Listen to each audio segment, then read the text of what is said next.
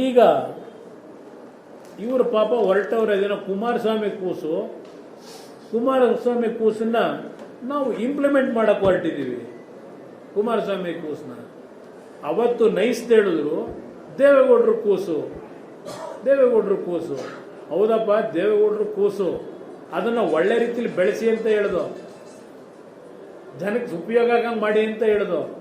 ದೇವೇಗೌಡರು ಹೇಳಿದ್ದು ಪಾಪದ ಕೆಲಸ ಮಾಡಿ ಲೂಟಿ ಹೊಡೀರಿ ಅಂತ ಹೇಳಿದ್ದಲ್ಲ, ಸಾರ್ವಜನಿಕರಿಗೆ ಒಳ್ಳೆ ರೀತಿಯಲ್ಲಿ ಒಂದಲ್ಲಿ ಆಕ್ಸಿಡೆಂಟ್ ಆಗಿ 12 ಜನ ಮಕ್ಕಳು ಸತ್ತರು ಅಂತ ಹೇಳಿ ಒಂದು ರಸ್ತೆ ಮಾಡಬೇಕು ಅಂತ ಮಾಡಿ ತೀರ್ಮಾನ. ಅದಕ್ಕೆ ಫ್ರೇಮ್ವರ್ಕ್ ಅಗ್ರಿಮೆಂಟ್ನೆಲ್ಲ ಉಲ್ಲಂಘನೆ ಮಾಡಿ ಯಾರ ನೈಸ್ ಕಂಪನಿ ಮಾಲೀಕನಿಗೆ ಶೂ ಪಾಲಿಶ್ ಮಾಡ್ಕೊಂಡಿದ್ದೀರಿ. ಶೂ ಪಾಲಿಶ್ ಮಾಡ್ಕೊಂಡು ಜಯಚಂದ್ರ ಅವರು 2017ರಲ್ಲಿ ಕೊಡ್ತಾರೆ ವರದಿನ, ಏನೇನು ಲೂಟಿ ಆಗಿದೆ ಇಲ್ಲ ಅಂತೇಳಿ. ಯಾತಕ್ಕೆ ಸದನ ಸಮಿತಿ ಮಾಡಿದ್ರಿ? ಯಾವ ಪುರುಷಾರ್ಥಕ್ಕೆ? ಇದು ಕೇಳಲಿಕ್ಕೆ ಬಯಸ್ತೀನಿ ಸರ್ಕಾರಕ್ಕೆ. 136 ಸೀಟ್ ಕೊಟ್ಟವ್ರೆ, ಯಾತಕ್ಕೆ ಕೊಟ್ಟರು? ನಿಮಗೆ ದುಡ್ಡು ಹೊಡೀರಿ ಅಂತಲ, ಇಂಥ ದರೋಡೆಕೋರರಿಗೆ ರಕ್ಷಣೆ ಕೊಡಿ ಅಂತಲ ನಿಮಗೆ 136 ಸೀಟ್ ಕೊಟ್ಟರೆ ಜನ. ಅದೆಲ್ಲ ಹೇಳಲಿಕ್ಕೆ ಹೋದ್ರೆ ಬೇಕಾದಷ್ಟಿದೆ ಇಲ್ಲಿ. ಆ ಫೈಟಿಂಗ್ ಕೊಟ್ಟಿರ್ತಕ್ಕಂಥ ಓದಬೇಕು ಅಂದ್ರೆ ಇಲ್ಲಿ ಏನು ಇಟ್ಕೊಂಡು ಏನು ಮಾಡ್ತಾ ಇದ್ದೀರಿ ಸರ್ಕಾರದಲ್ಲಿ? ಸಾವಿರಾರು ಜನ ರೈತರು ಬೀದಿಗೆ ತಂದು ಹಾಕಿದ್ದೀರಿ. ಯಾವ KED ಎಲ್ಲಪ್ಪ MB ಪಾಟೀಲ್ರೆ ನೋಡಿದಿರೇನ್ರಿ ಜಡ್ಜ್ಮೆಂಟ್ನ? ಬಿಡದಿ ಬಗ್ಗೆ ಕೂತಿದ್ರಲ್ಲ CM ಜೊತೆ ಮಾತಾಡಕ್ಕೆ. KED ಅವರು ಏನೇನು ಮಾಡಿಕೊಟ್ಟಿದ್ದೀರಿ ನೀವು? ಈಗ ನೀವು ಮಿನಿಸ್ಟರ್ ತಾನೇ, ಇಂಡಸ್ಟ್ರಿ ಮಿನಿಸ್ಟ್ರು. KED ನಿಮ್ಮ ಸುಪರ್ದಲ್ಲಿದೆ. ನೈಸ್ ಮಾಲೀಕನ ಜೊತೆ ಏನು ನಿಮ್ಮ ಸಂಬಂಧ? ಯಾತಕ್ಕೆ ಹೋಗಿದ್ದೀರಿ ನೀವು ಕೋರ್ಟ್ಗೆ? ಒಂದು ಕಡೆ ಕರ್ನಾಟಕ ಸರ್ಕಾರದ್ದು ಲಾಯರ್ಗಳು ಅವರು ಹೇಳ್ತಾರೆ ಲೂಟಿ ಆಗಿದೆ, ಇಲ್ಲಿ ಇಲ್ಲಿಗಲ್ ಆಗಿ ಫ್ರೇಮ್ವರ್ಕ್ ಅಗ್ರಿಮೆಂಟ್ನ ಉಲ್ಲಂಘನೆ ಮಾಡಿ 20,000 ಎಕರೆ ಭೂಮಿ ಹೊಡಿತಾ ಇದ್ದಾರೆ. ಯಾವುದೇ ರೀತಿಯ ಅಧಿಕಾರ ಇಲ್ಲದೆ ಇದ್ರು ಟೋಲ್ ಕಲೆಕ್ಷನ್ ಮಾಡ್ತಾ ಇದ್ದಾರೆ. ಇದನ್ನು ಒಂದ್ ಕಡೆ ಸರ್ಕಾರದಿಂದ ಅರ್ಜಿ ಹಾಕ್ತೀರಿ, ಇನ್ನೊಂದು ಕಡೆ ರೈತರ ಭೂಮಿನ ಅಕ್ವಿಸಿಷನ್ ಮಾಡ್ಕೊಂಡು ನಮಗೆ ಕಾಂಪನ್ಸೇಷನ್ ಕೊಡೋಕ್ಕೆ ಕಾಲಮಿತಿ ಇಲ್ಲ, ಇಷ್ಟ ಬಂದಾಗ ನಾವು ಕೊಡಬಹುದು. ಇದನ್ನ ಇನ್ನೊಂದು ಕಡೆ ಹೇಳ್ತೀರಿ.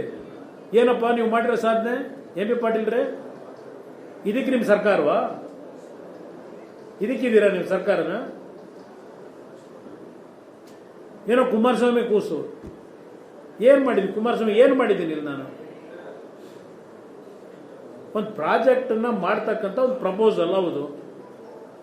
ಆಮೇಲೆ ಎಲ್ಲಿ ನಿಂತಿದ್ದು? 20 ವರ್ಷದಿಂದ ಅದಿಲ್ಲ. ಈಗ ಅದಕ್ಕೆ ಇವರಿಗೆ 20,000 ಎಕರೆ ಕೊಟ್ಟು ಉದ್ಧಾರ ಮಾಡಿದ್ದಾಗಿದೆ. ಈಗ ಅಲ್ಲಿ 7,000 ಎಕರೆ ರೈತರ ಭೂಮಿನ ಲೂಟಿ ಮಾಡಿ ಟೌನ್ಶಿಪ್ ಹೆಸರಿನಲ್ಲಿ ಈಗ ಯಾರಿಗೆ ಮಾರಾಟ ಮಾಡಕ್ ಹೊರಟಿದ್ರಪ್ಪ? ಯಾರ ಹೆಸರಲ್ಲಿದೆ? ಇಲ್ಲಿ ನೈಸ್ ರೋಡಲ್ಲಿ ರೈತರ ಭೂಮಿ ಕಿದ್ರಿ, ನೀವು ಬಿಲ್ಡಿಂಗ್ ಕಟ್ತಾ ಇದ್ದೀರಲ್ಲಪ್ಪ. ಯಾರ್ಯಾರ ಹೆಸರಲ್ಲಿ ತಗೊಂಡ್ರಿ? ಇದು ಈ ಸರ್ಕಾರಕ್ಕೆ ಎಚ್ಚರಿಕೆ ಕೊಡ್ತಾ ಇದ್ರಿ. ಇವತ್ತೇನು ಆದೇಶ ಇದೆ, ಈ ಆದೇಶದ ಪ್ರಕಾರ ಇನ್ನು ಎಷ್ಟು ದಿವಸ ಬೇಕು ಇಂಪ್ಲಿಮೆಂಟ್ ಮಾಡ್ಲಿಕ್ಕೆ? ನಿಮಗೆ ಕಣ್ಣು ಮುಂದೆ ಇದೆ. ಇವತ್ತು ಇನ್ನೂ ಅಲ್ಲೆಲ್ಲೋ ಮಂತ್ರಿಮಂಡಲ ರಚನೆ, ಅದೊಂದು ಹೊಡೆದಾಟ. ಇನ್ನು ಯಾರು ಮಂತ್ರಿ ಗೊತ್ತಿಲ್ಲ. ಈಗ ನಿಮ್ಮ ಇಲಾಖೆಯವರು ಕೊಡೋದು, ಇದರಲ್ಲಿ ಕಾಲ ಕಳ್ಕೊಂಡು ಕೂತಿದ್ದೀರಿ, ಅಲ್ಲಿ ಲೂಟಿ ಹೊಡ್ಕೊಂಡು ಕೂತವ್ರೆ. ಅದರಿಂದ ಇವತ್ತು ಈ ಸರ್ಕಾರಕ್ಕೆ ಎಚ್ಚರಿಕೆ ಕೊಡ್ತಾ ಇದ್ದೇವೆ. ಈ ಸರ್ಕಾರ ಇನ್ನು ಎಷ್ಟು ದಿವಸದಲ್ಲಿ ಈ ಸುಪ್ರೀಂ ಕೋರ್ಟ್ ಆದೇಶನ ಪಾಲನೆ ಮಾಡ್ತೀರಿ? ಕೃಷ್ಣ ಬೈರೇಗೌಡ್ರೆ, ಅದೆಂಥದ್ದು ನನ್ನ ಲ್ಯಾಂಡು, 85ರಲ್ಲಿ ಖರೀದಿ ಮಾಡಿದ ಲ್ಯಾಂಡು, SIT ರಚನೆ ಕೃಷ್ಣ ಬೈರೇಗೌಡ್ರದು. ಇದಕ್ಕೇನು ಮಾಡ್ತೀರಪ್ಪ? 20,000 ಎಕರೆಗೆ ಒಂದೊಂದು ಎಕರೆ ಅಲ್ಲೇ ಬರೀತಾರಲ್ಲಿ 7 ಕೋಟಿ 8 ಕೋಟಿಗೆ ಹೋಗುತ್ತೆ ಅಂತ ಹೇಳಿ. ಆಗ ಕೊಂಡ್ಕೊಂಡಾಗ ಇದನ್ನ 10 ಲಕ್ಷ 12 ಲಕ್ಷಕ್ಕೆ ತಗೊಂಡ್ರಲ್ಲ, ಅದು ದುಡ್ಡು ಕೊಟ್ಟಿಲ್ಲ ಇನ್ನು. ಅದರಿಂದ ಇವತ್ತು ಯಾವೊಂದು ಡಿವಿಷನಲ್ ಬೆಂಚ್ನಲ್ಲಿ ತೀರ್ಪು ಕೊಟ್ಟಿದ್ದಾರೆ, ಈ ಸರ್ಕಾರಕ್ಕೆ ಒಂದು ಗಡುವು ಕೊಡ್ತಾ ಇದ್ದೇವೆ. ತಕ್ಷಣ ಈ ಒಂದು ವಿಷಯದಲ್ಲಿ ಇವತ್ತು ಆಗಲೇ ಬೆಂಗಳೂರು ಮೈಸೂರು ರಸ್ತೆ ಆಗೋಗಿದೆ. ಈಗ ನಿಮ್ಮ ನೈಸ್ನ ಅವಶ್ಯಕತೆ ಇಲ್ಲ. ಈಗ ಮೊದಲು ಈ ಸರ್ಕಾರ ಯಾವಾಗ ಸಾರ್ವಜನಿಕರಿಂದ ಟೋಲ್ನ ದರೋಡೆ ಮಾಡ್ತಾ ಇದ್ದಾರೆ ಅದನ್ನು ನಿಲ್ಲಿಸ್ತಕ್ಕಂಥದ್ದಕ್ಕೆ ತೀರ್ಮಾನ ತಗೋತಿದ್ದೀರಿ. ಒಂದು ವಾರ 10 ದಿವಸದ ಗಡುವು ಕೊಡ್ತೀವಿ. ಇದನ್ನು ವಿಧಾನಸಭೆಯಲ್ಲೂ ಬಹುಶಃ ನಮ್ಮ ಎರಡು ಪಕ್ಷಗಳ ನಾಯಕರುಗಳು ಚರ್ಚೆ ಮಾಡಲಿಕ್ಕೆ ಮನವಿ ಮಾಡಿದ್ದಾರೆ. ಈ ಸಬ್ಜೆಕ್ಟ್ ಅನ್ನು ರೈಸ್ ಮಾಡಬೇಕು ಅಂತ ಹೇಳಿ. ಬಿಡದಿ ಮತ್ತು ಇದು ಎರಡು ಈಕ್ವಲ್ ಆಗೇ ಇದೆ. ಇದು ಅಲ್ಲಿ 5 ಟೌನ್ಶಿಪ್ ಮಾಡ್ತೀನಿ ಅಂತೇಳಿ ಲೂಟಿ ಮಾಡಿದ್ರಿ. ಈಗ ಬಿಡದಿ ಆದ್ರೆ ಟೌನ್ಶಿಪ್ ಮಾಡಕ್ಕೆ ಹೊರಟಿದ್ರಿ. ನೀವೇ ಕೊಟ್ಟಿದ್ದೀರಿ ಸತೀಶ್ ಸಮಿತಿ ಫಲವತ್ತಾದ ಭೂಮಿ. ನಾನು ವಿಧಾನಸಭೆಯಲ್ಲಿ ಕಮಿಟ್ ಆದೆ. ಆಯ್ತಪ್ಪ ಬಿಡದಿನಲ್ಲಿ ನಾನು ಮಾಡೋದನ್ನು ನಿಲ್ಲಿಸ್ತೀನಿ ಅಂತ ಹೇಳಾಯ್ತು. ಆಮೇಲೆ ಬಂದವರು 20 ವರ್ಷ ಏನೇನು ಮಾಡ್ಕೊಂಡಿದ್ರು ನನಗೆ ಸಂಬಂಧ ಇಲ್ಲ. ಈಗ ಪ್ರಿಲಿಮಿನರಿ ನೋಟಿಫಿಕೇಶನ್ ಅಲ್ಲಿ ಬರೆದಿದೆ ಸತ್ಯಶೋಧನಾ ಸಮಿತಿಯಲ್ಲಿ. ಯಾವುದೇ ರೀತಿಯಲ್ಲಿ ಭೂಮಿ ಪಡೆಯತಕ್ಕಂಥ ಅಧಿಸೂಚನೆ ಹೊರಡಿಸಲಿಲ್ಲ ಅಂತ ಬರ್ಕೊಂಡಿದ್ದೀರಿ ನೀವೇ. ಈಗ ಮಾಡಿರೋರು ನೀವು ಪ್ರಿಲಿಮಿನರಿ ನೋಟಿಫಿಕೇಶನ್ ಫೈನಲ್ ನೋಟಿಫಿಕೇಶನ್ ಮಾಡ್ಕೊಂಡು ಹೊರಟಿದ್ದೀರಿ. ಎದುರಿಸ್ತೀರ ಇಲ್ಲಿ ಯಾವ ರೀತಿ ಆ ನೈಸ್ ಕಂಪನಿ ಭೂಮಿ ಕೊಡೋದಕ್ಕೆ ಅಮಾಯಕ ರೈತರನ್ನ ಎದುರಿಸಿ ಭೂಮಿ ವಸೂಲಿ ಮಾಡಿದ್ರಿ, ಅವ್ರನ್ನೆಲ್ಲ ಒಕ್ಲೆಪ್ಸಿದಿರಿ. ಅದೇ ಕೆಲಸ ಅಲ್ಲಿ ಮಾಡಕ್ಕೆ ಹೊರಟಿದ್ದೀರಿ. ಈಗ ಮೊನ್ನೆ ಯಾರೋ ಪಾಪ ಹೆಣ್ಣು ಮಗಳು ಅರ್ಜಿ ಹಾಕಿದ್ರೆ ಕೋರ್ಟಿಗೆ, ಮನೆಗೆ ಹೋಗಿ ಎದುರಿಸ್ತಾರೆ ರಾತ್ರಿ. ಯಾವ ಇದ್ರ ಮೇಲೆ ಅರ್ಜಿ ಹಾಕಿದೆಯಾ ವಾಪಸ್ ತಗೋ ಅಂತ ಹೇಳಿ. ಇದು ಅಲ್ಲಿ ನಡೀತಾ ಇದೆ. ಎರಡು ನೈಸು ಇದು ಎರಡು ಒಂದೇ ನಾಣಿಗೆ ಎರಡು ಮುಖ ಇಟ್ಕೊಂಡು ಹೊರಟಿದ್ದೀರಿ.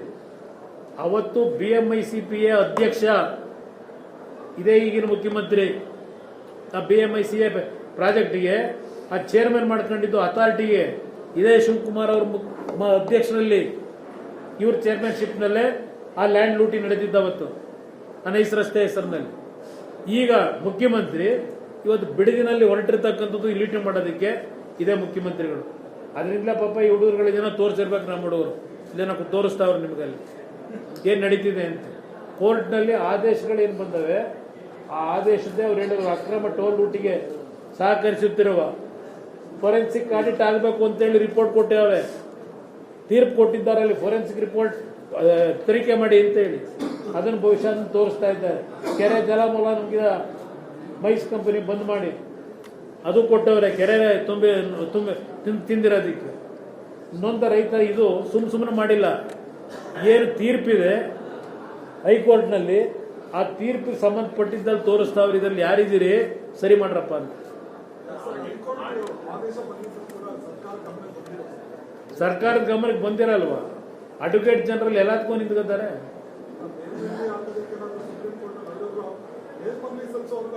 ಇದು ಯಾವುದೇ ಕಾರಣಕ್ಕೂ ಇದು ಏನು ಜಡ್ಜ್ಮೆಂಟ್ ಇದೆ ಯಾವುದೇ ರೀತಿಯಲ್ಲಿ ಎಲ್ಲೇ ಹೋದರೂ ಇದಕ್ಕೆ ಪರಿಹಾರ ಈಗ ಪಡೆಯೋಕ್ಕಾಗಲ್ಲ.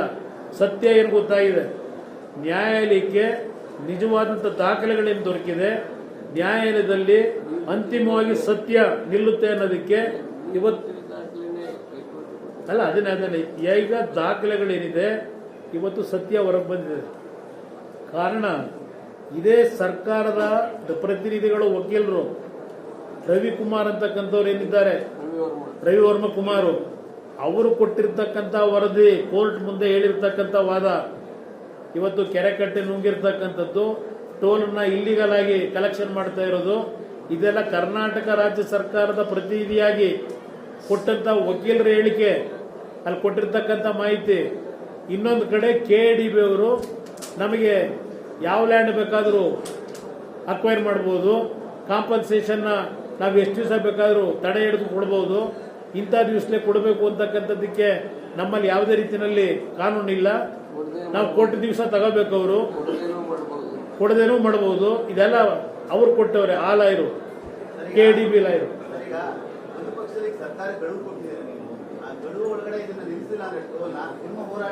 ನಮ್ಮ ಹೋರಾಟ ನಾವು ನಾಡಿನ ರೈತರಿರ್ಬೋದು, ಅಲ್ಲಿ ಓಡಾಡ್ತಕ್ಕಂಥ ಜನರಿಗೆ ಇವತ್ತು ತಿಳುವಳಿಕೆ ಮೂಡಿಸಿ ಯಾವುದೇ ಕಾರಣಕ್ಕೂ ಸರ್ಕಾರ ತೀರ್ಮಾನ ತಗೊಳ್ಳದೇ ಇದ್ರೆ ನಾವು ನಮ್ಮ ಕೆಲಸ ಏನು ಮಾಡಬೇಕು, ಆ ಟೋಲನ್ನು ನಿಲ್ಲಿಸ್ತಕ್ಕಂಥದ್ದಕ್ಕೆ ಆ ಹೋರಾಟ ಪ್ರಾರಂಭ ಮಾಡ್ತೀವಿ.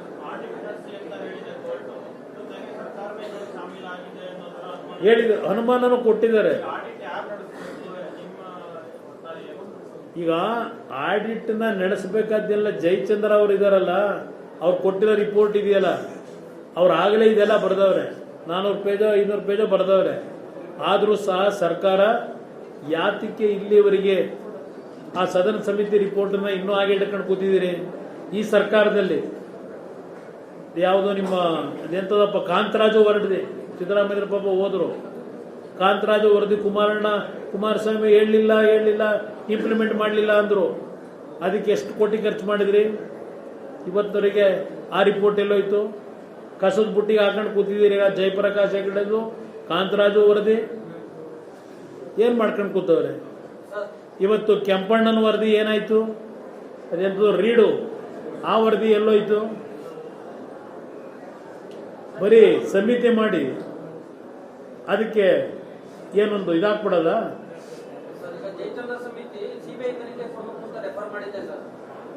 ಇಲ್ಲಿ ನಾನು ಮೊದಲು ಈ ಸರ್ಕಾರಕ್ಕೆ ಏನಾದರೂ ಇವತ್ತೇನೋ ಹೇಳಿದ್ರಲ್ಲ, 1 ರೂಪಾಯಿ ಲಂಚ ಹೊಡೆಯಕ್ಕೆ ಬಿಡಲ್ಲ ಅಂತ ಹೇಳಿದ್ರಲ್ಲ, ಅದರಿಂದ ಇಲ್ಲಿ ನಡೆದಿರ್ತಕ್ಕಂಥ ಲಕ್ಷಾಂತರ ಕೋಟಿ ಇವತ್ತು ಭೂಮಿ ಬೆಲೆ ಅದು ಇವತ್ತು ಅವರ ಹ್ಯಾಂಡಲ್ ಇಟ್ಕೊಂಡಿರ್ತಕ್ಕಂಥದ್ದು.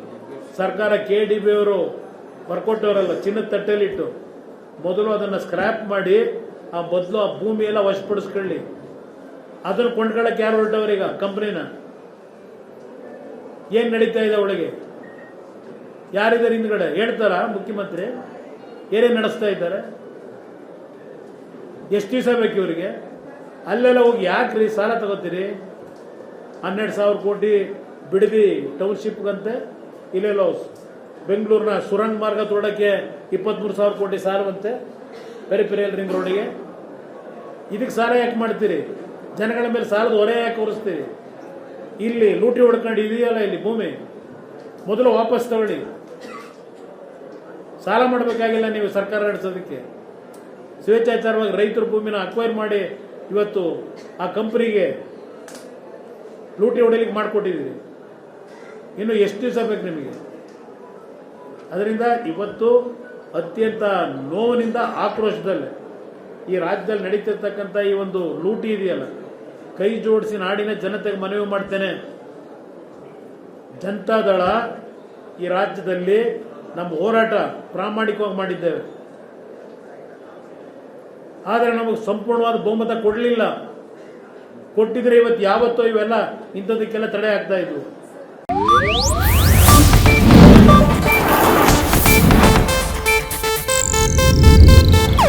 ಇದು ಏಷ್ಯಾನೆಟ್ ನ್ಯೂಸ್ ನೆಟ್ವರ್ಕ್ ಪ್ರಸ್ತುತಿ.